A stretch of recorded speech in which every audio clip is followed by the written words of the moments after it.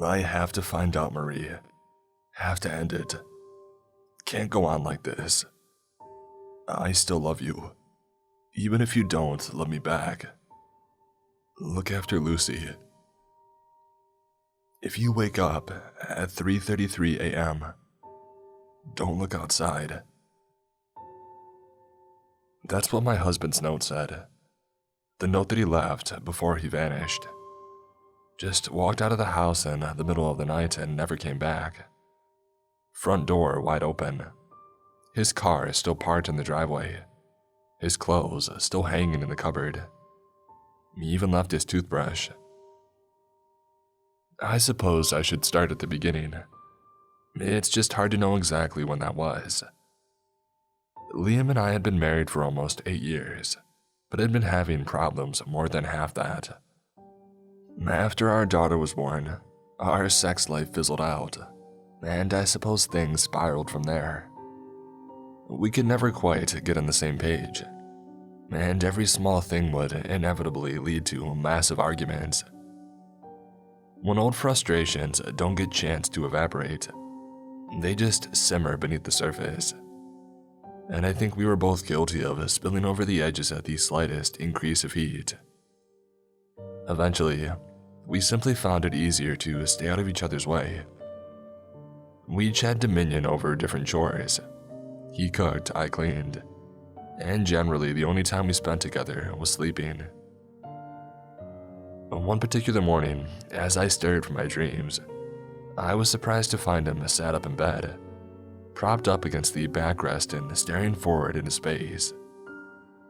Normally, once Liam was awake, he was up and about. Maybe it was because of his work, or his outdoor hobbies, but he had always been a morning person.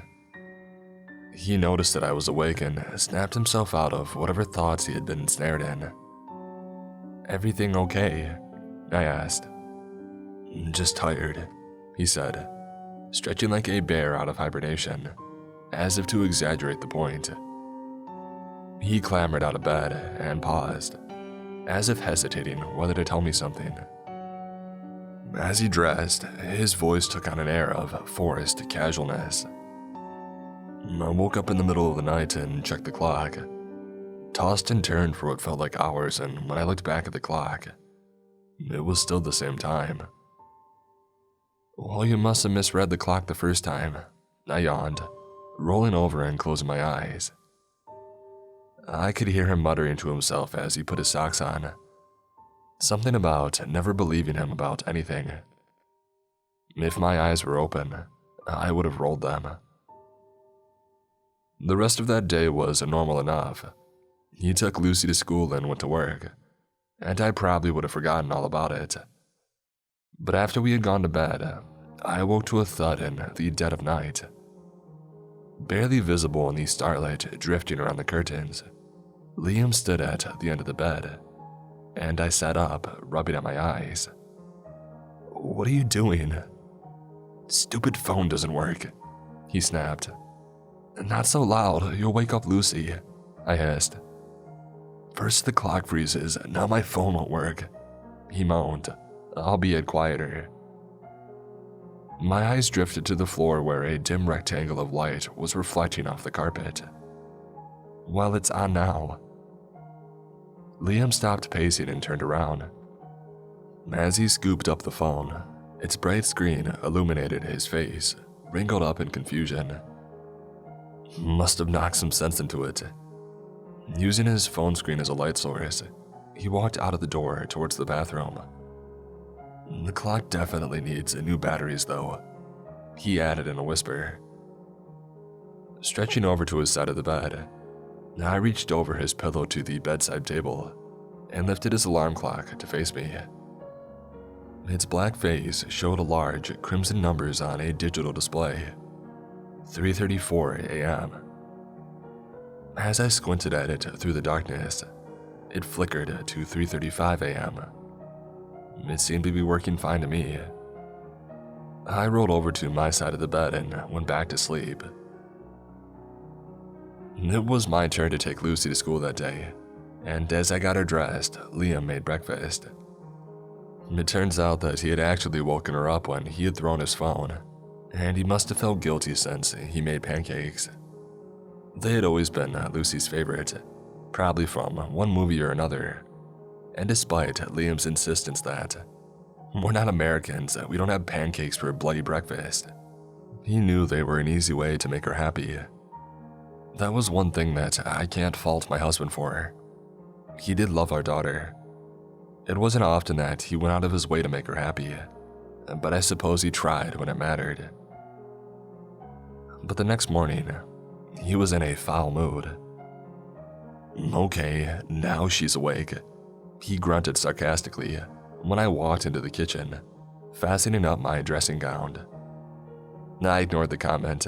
It wasn't like I had slept in overly long. Besides, it was a weekend.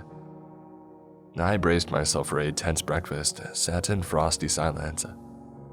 But as I approached the worktop, my eyes fell on a black screen, covered in splintering hairline cracks. "What happened to your phone?" "It stopped working again," he said, ruffling his newspaper. "I tried knocking some sense into it like I did the other night, but it didn't work. Then I tried again, a bit harder. Too hard, apparently."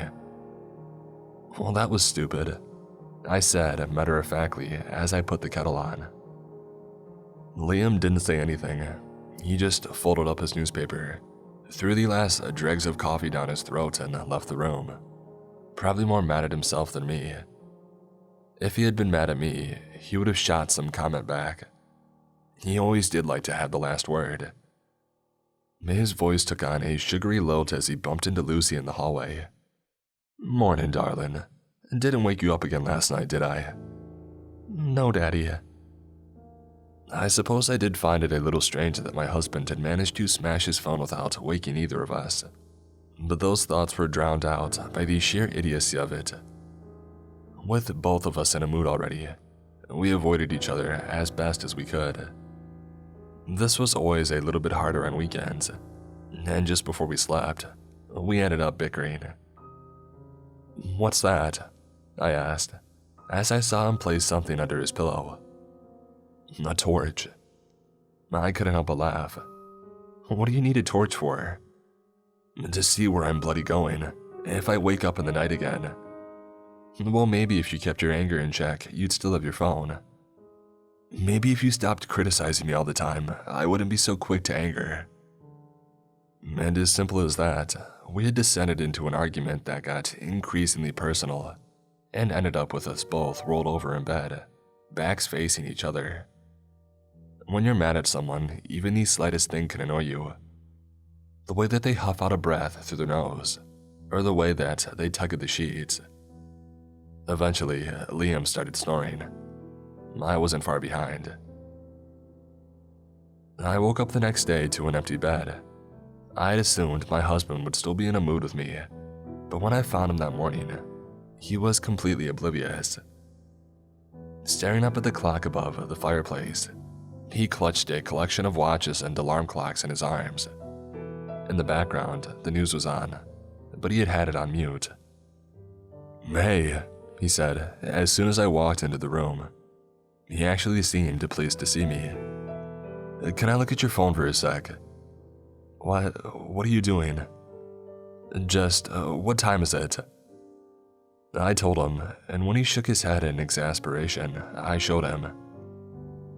"They can't all be wrong," he muttered, setting the bundle in his hands on top of the fireplace one by one. He left the alarm clock until last and grabbed it with both hands, raising it into the air to examine. "What are you doing, Liam?" I asked sleepily, making a point of taking my pink watch from his collection. "There was a power cut last night or something. I think there's been one every night. Even my torch didn't work." I shrugged. "The clocks have batteries. A power cut wouldn't stop them." "You're not listening," he said, shaking his head. "Even my torch didn't work. Nothing worked. That's why my phone wasn't turning on. I tried yours last night and it wouldn't turn on either." "You were going through my phone last night." "No," he said. "I was seeing if it worked and it didn't. Nothing did. Not the lights, not the fridge, not the watches. The only thing in the whole house that was still on was this clock. He raised the little alarm clock in his hands, and it was stuck on that same time, 3:33 a.m. Are you sure this wasn't a dream? It wasn't a bloody dream. Okay, so there was a power cut last night, I said, making my way towards the door. Do you want a cup of tea?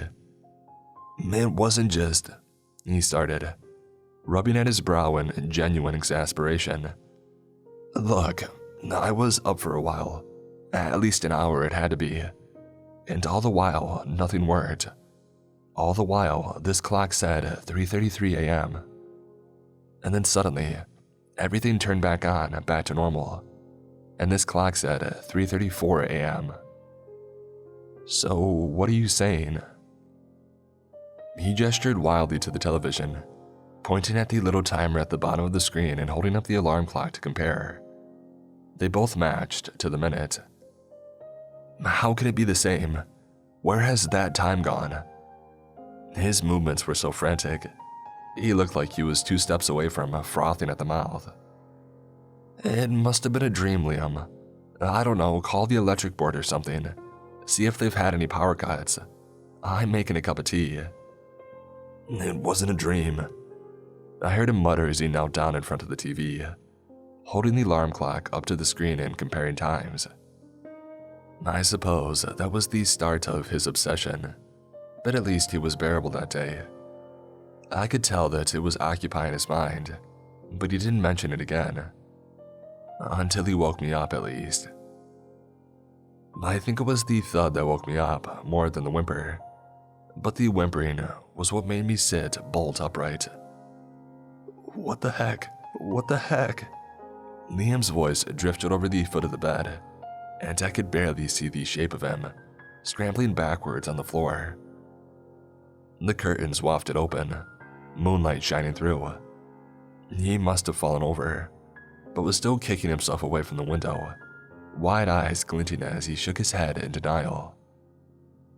As I got out of bed and made my way over to him, he flinched and looked up at me. Even in the dim light, I could make out the terror etched on his face. I had never seen my husband scared like this. There's something outside, he sputtered in a frantic whisper. Someone in a mask, or they saw me. They looked right at me. I rose and peeked out of the curtains myself. Our quiet street looked normal to me. Parked cars, streetlights, and the houses opposite. I scanned around, looking for people but came up short. There's nobody out there, I said, letting the curtain fall back.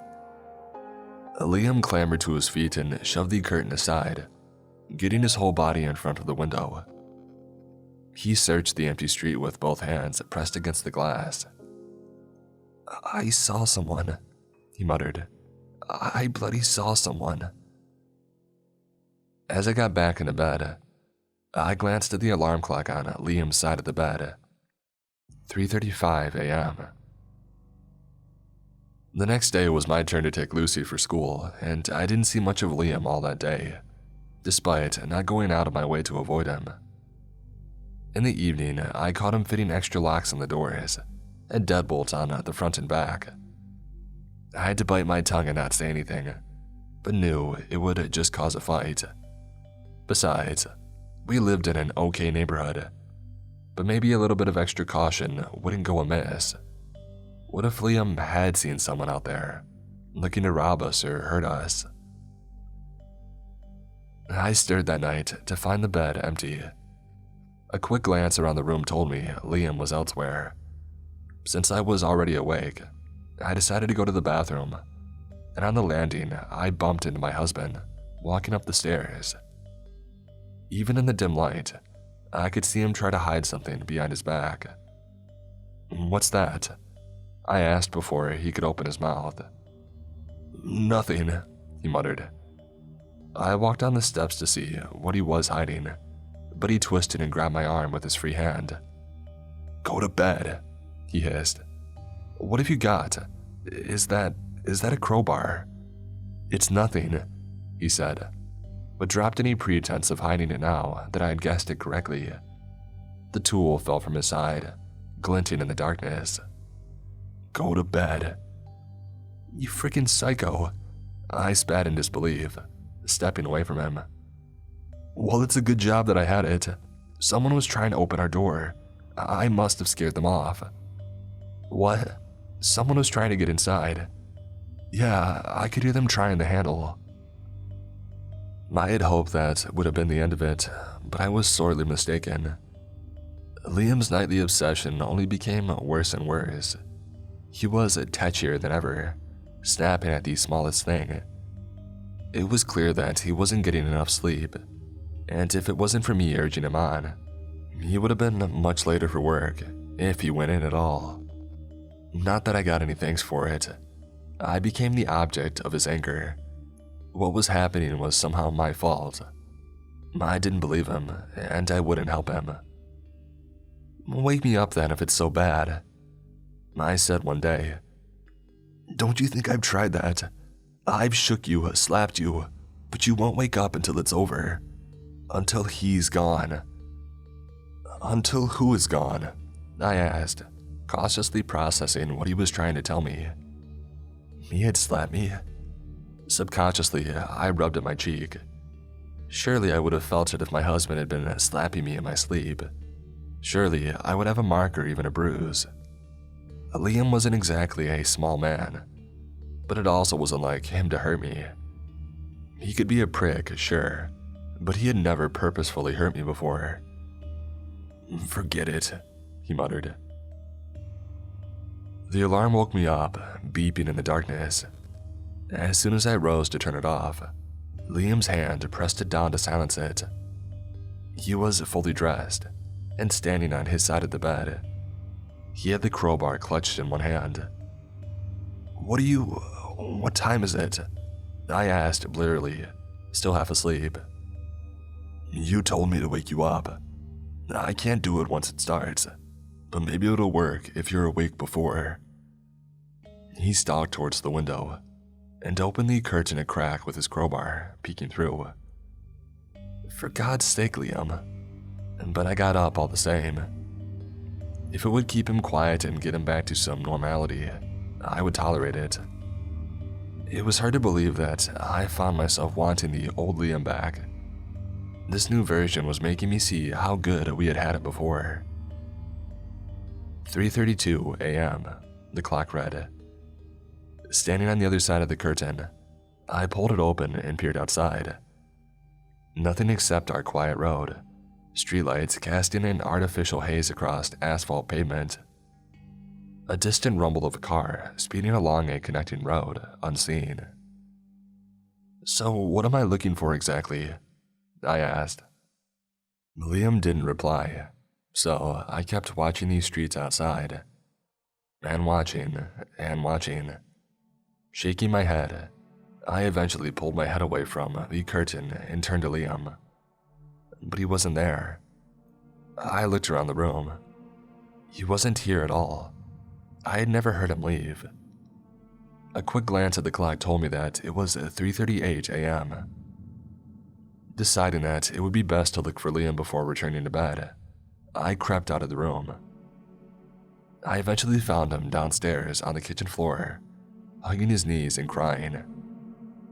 Even despite my current mood for my husband, he looked so weak and fragile. I couldn't help but hug him. The crowbar lay on the tiled floor next to him. "I've made it so much worse," he croaked. "He's never got that close before." "What do you mean?" I asked quietly, wiping tears off his cheek. "Why did you leave the room?" "You wouldn't move. You wouldn't answer me. I thought for sure you could see it too. But it was like you were sleeping with your eyes open, standing up. I came down here and saw him, right out there." He pointed to the kitchen window. "I glanced over but couldn't see anything through the darkness." Liam swallowed and spoke again, hands trembling. I opened the window to yell at him to scare him off, but it was like he was sliding towards me, but fast, being pulled through the gap that I was making, pulled inside. He was almost touching the glass by the time that I slammed it shut. He was. Liam broke off and began crying again. Oh God, I've made it so much worse. As I looked at the kitchen window, I did notice something. It was whisper faint and fading still. I stood and made my way to the window. If it wasn't for our neighbor's security lights in the background, I would have never made it out. But sure enough, on the window that my husband said he had opened was a faint smear of condensation. The kind hot breath makes on a cold surface. I wiped at it with my fingers, but it didn't come away. It was on the other side of the glass. As I watched it fade away, I tried to reassure myself. It couldn't have been breath marks from a person. It was too tall. They would have to be 7 feet tall or so to make marks like that. But it did unnerve me. Coupled with my husband's reaction, it was hard not to tremble a little myself. I led him back to bed, and we tried to sleep, or one of us did at least. Liam just sat up all night, just sat there, staring at nothing and shaking. The next day, I called the electric board to see if there had been any reports of power cuts in our area. Not for a couple of months, they had said. And then I called the non-emergency number for police to see if they had had any break-ins or home invasions around my postcode lately. They were reluctant at first, but eventually told me, No increased activity in your postcode, ma'am. That didn't leave me with many choices. The simplest explanation is often the correct one. And the simplest explanation was that my husband was losing his freaking mind. That didn't explain the fog on the window, but maybe that was just damp air or a trick of the light. Whatever the explanation, my husband's behavior was starting to get out of hand and was scaring Lucy. His eyes were constantly wild and nervous, as though expecting someone to lurch out of the shadows at any moment. He bought extra locks for the windows, security cameras, and even metal grills to fit over the downstairs windows. I drew the line at that. I was already close to taking Lucy and walking, and I told him as much. I hoped that it might snap him out of it, but all he said was fine. He left the grills off and installed the rest. That night, I made him sleep on the sofa downstairs and had restless sleep myself, drifting in and out. After a bit of tossing and turning, I wondered what time it was and I reached for my phone, but the screen wouldn't turn on.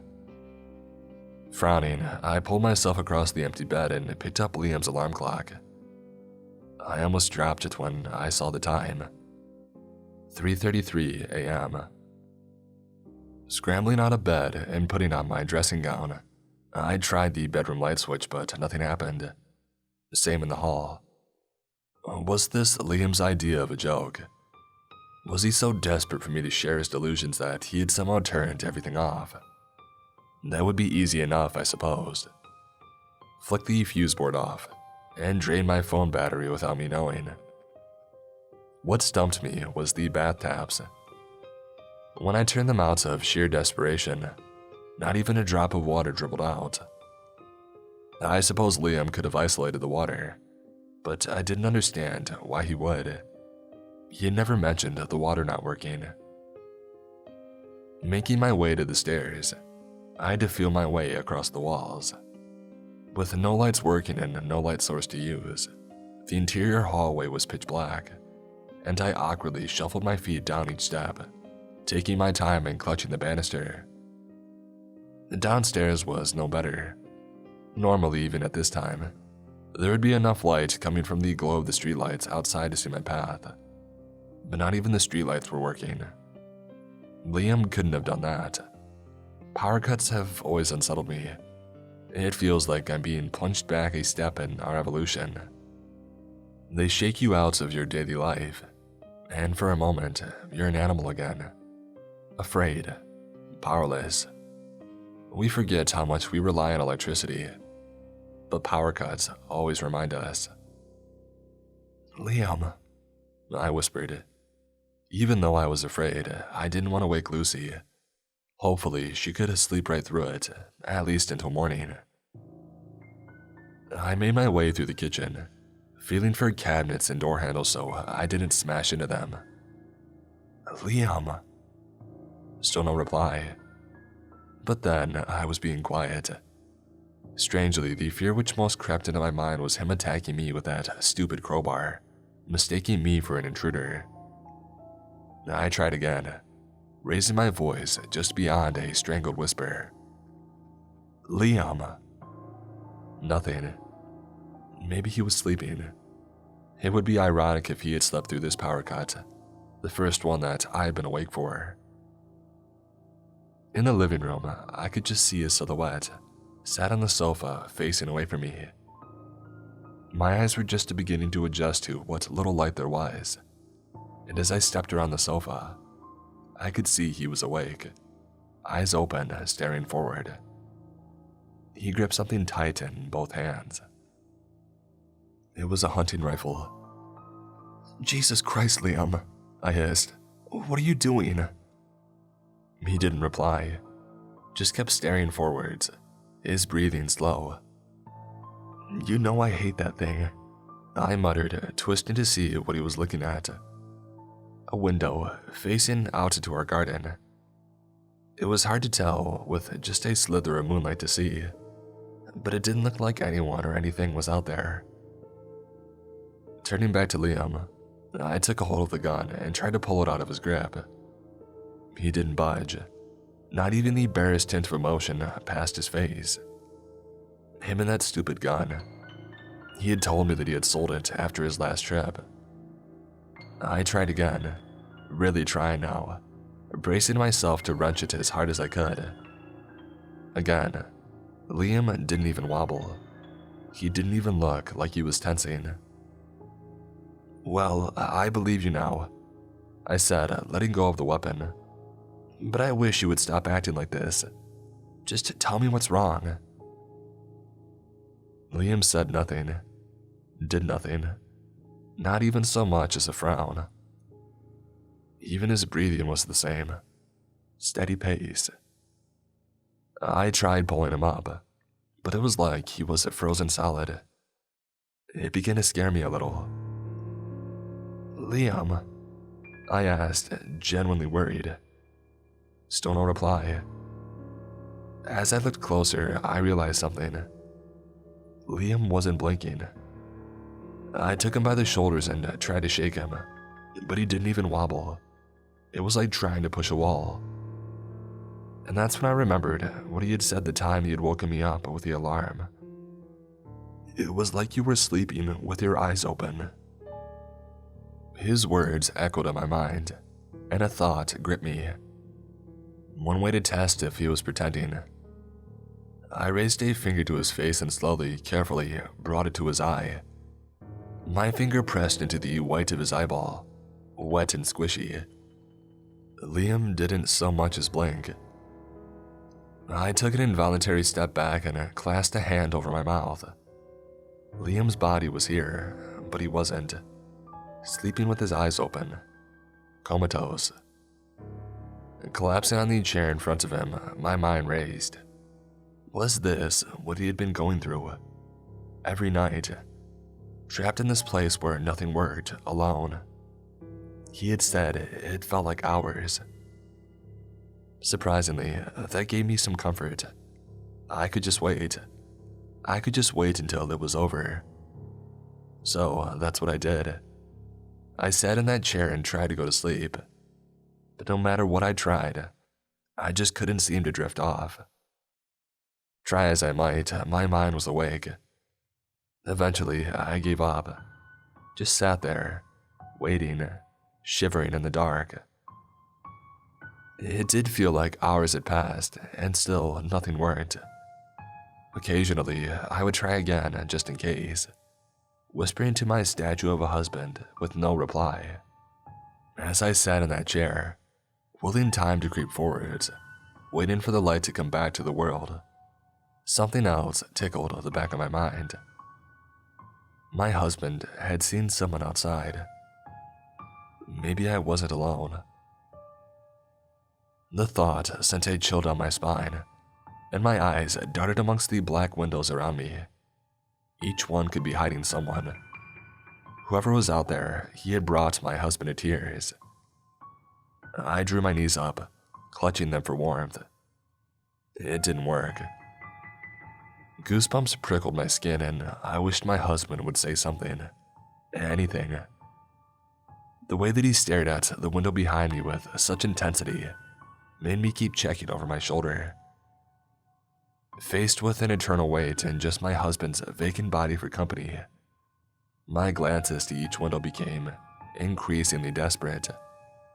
Part of me wanted to see something. Just see something and have it done with. How long had I sat there? 4 hours, maybe 5. I decided to stand to stretch my legs and warm up, if anything.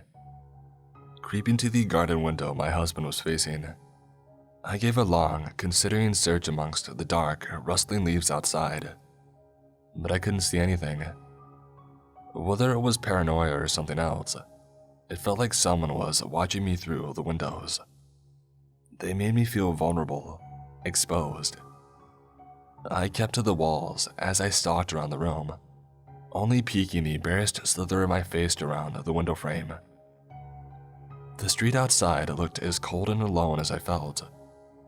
My eyes scanned across the cars and houses outside, but without these streetlights working, it was hard to tell for certain. Everything was just a black shadow against a black night. Even the sky in my neighbors' houses seemed to blur into one single image. But as I strained my eyes against the dark backdrop, I spotted something that didn't belong.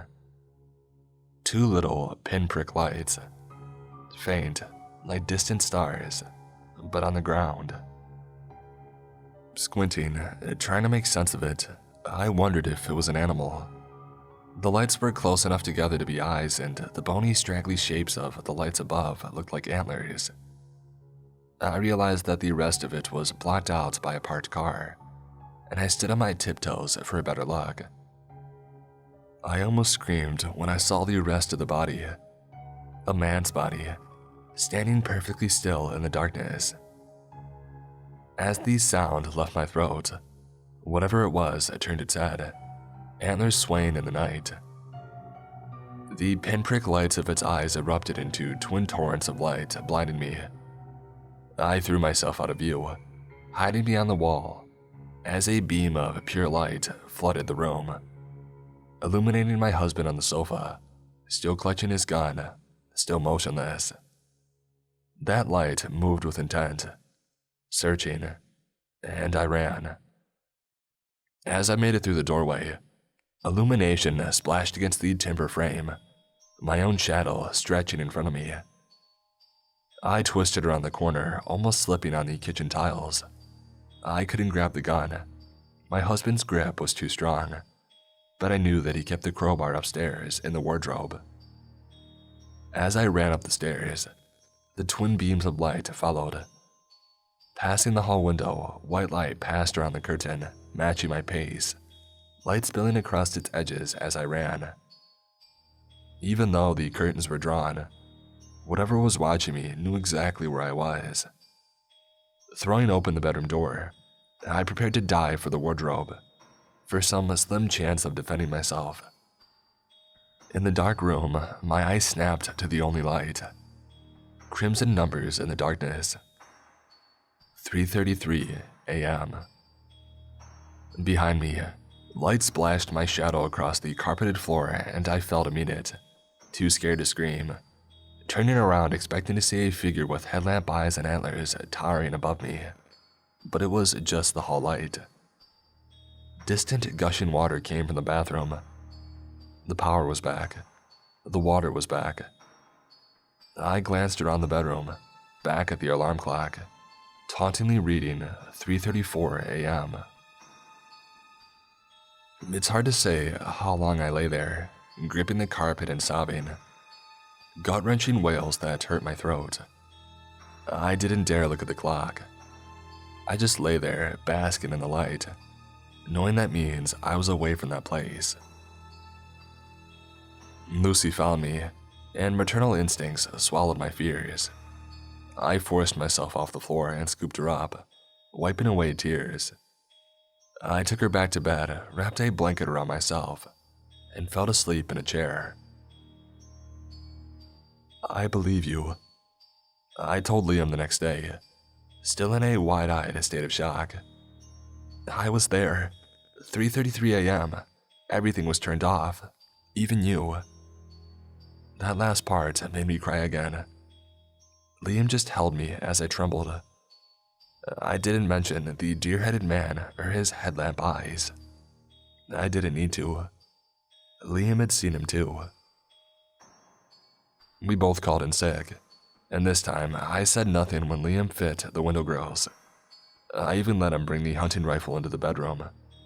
He propped it up against the wall, and we both lay awake all night, staring at the ceiling, waiting. At 3:30 a.m., Liam sat on the edge of the bed and started to dress. When I asked him what he was doing, he sighed and said, "If you got trapped there, that means Lucy might one day too." He snatched up the rifle and laid it across his lap, head bowed. "If that happens, I can't protect you, either of you." I could barely talk around the lump forming in my throat. What are you saying? What are you going to?" "I've sat here night after night, and he just gets closer. The windows rattle so hard, Marie. It sounds like the whole frame is going to come loose. The doors creak and strain. Last time I heard something climbing down our chimney, trying to get through the walls. I don't think I can wait. It's me he wants." "Liam, I've got to do this, Marie. I just can't sit here. I've got to do something." "Liam, I saw..." He wasn't listening, talking over me, too bullheaded, too stubborn. "I've got to." The faint tick of the alarm clock silenced us both. Our heads snapped towards it in unison. 3:33 a.m. As soon as my eyes fell upon those crimson letters, they flickered to 3:34 a.m. And when I turned back, Liam was gone. In his place, a note. "I have to find out, Marie. I have to end it. Can't go on like this. I still love you, even if you don't love me back. Look after Lucy. If you wake up at 3:33 a.m., don't look outside." I crumbled the note and ran, searching through the house for him. "Liam," I cried. "Liam, I saw him too."